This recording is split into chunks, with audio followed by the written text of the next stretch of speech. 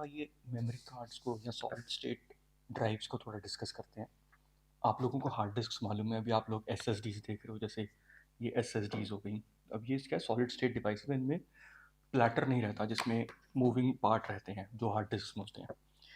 इसमें एक प्रॉपर्टी है, आपको कोरिलेट करने के लिए थोड़ा सा एक्सप्लेन करना पड़ेगा ये वाला पॉइंट। आप लोग अगर आज फ़ोन खरीदते हैं, जैसे आपने 128 GB का फ़ोन लिया, आपने नोटिस किया होगा फ़ोन नया नया फास्ट होता है, over a period of time वो स्लो हो जाता है।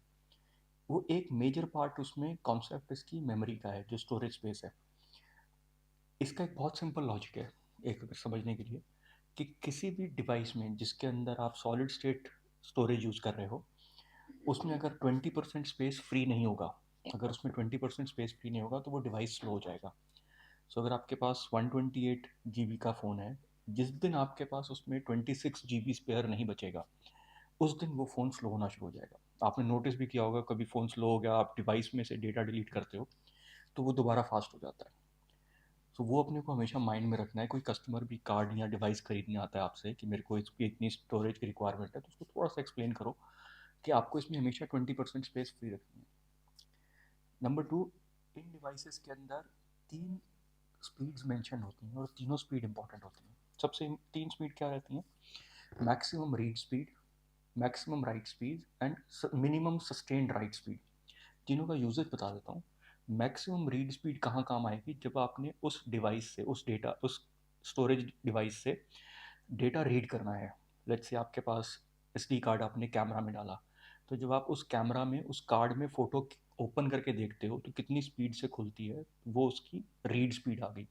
सिमिलरली आपने वो कार्ड कंप्यूटर में ट्रांसफ़र करने के लिए डाला, तो कंप्यूटर ने उसको रीड करना है, तो उसकी स्पीड जितनी फास्ट होगी उतना स्पीड से वो डेटा ट्रांसफ़र होगा उसका। दूसरी स्पीड आती है मैक्सिमम राइट स्पीड, कि आप कितनी स्पीड से उस कार्ड के ऊपर या उस डिवाइस के ऊपर डेटा राइट कर सकते हो। ना ये जो मैक्सिमम राइट स्पीड है, अगर आपने कभी कभी भी डेटा ट्रांसफ़र करोगे, आपने देखा होगा बहुत सारी फाइल्स डाउनलोड करते हो तो सडनली स्पीड डिप हो जाती है। तो जो टॉप की स्पीड चलती है that is the maximum right speed. वो उसकी मैक्सिमम राइट स्पीड है कि इतनी स्पीड तक वो जा सकता है। जब आप बहुत डेटा डालते हो तो उसकी स्पीड धीरे धीरे स्लो डाउन हो जाती है। जो सबसे नीचे की स्पीड आएगी that is the minimum right speed. वो बहुत रेलिवेंट है। वो रेलिवेंट क्यों है? अगर आपने कार्ड एक कैमरा में यूज़ किया है एंड बहुत आप उस पर बर्स्ट शूट कर रहे हो या वीडियो शूट कर रहे हो, तो एक टाइम पे आने के बाद उसकी पाइपलाइन टाइट हो जाती है, उस पाइपलाइन में जैम हो सकती है एंड वो स्लो हो सकता है। तो कितना स्लो होगा? बिकॉज मैं नहीं चाहता कि कैमरा का बफर ओवरफ्लो हो जाए। मेरे को चाहिए कि जितनी स्पीड से कैमरा डेटा ट्रांसफर कर रहा है उतनी स्पीड से कार्ड में डेटा आना चाहिए। तो वहाँ पर मिनिमम राइट स्पीड जो है वो बहुत इंपॉर्टेंट होगी और सभी कार्ड्स में आपके वो मैंशन रहता है।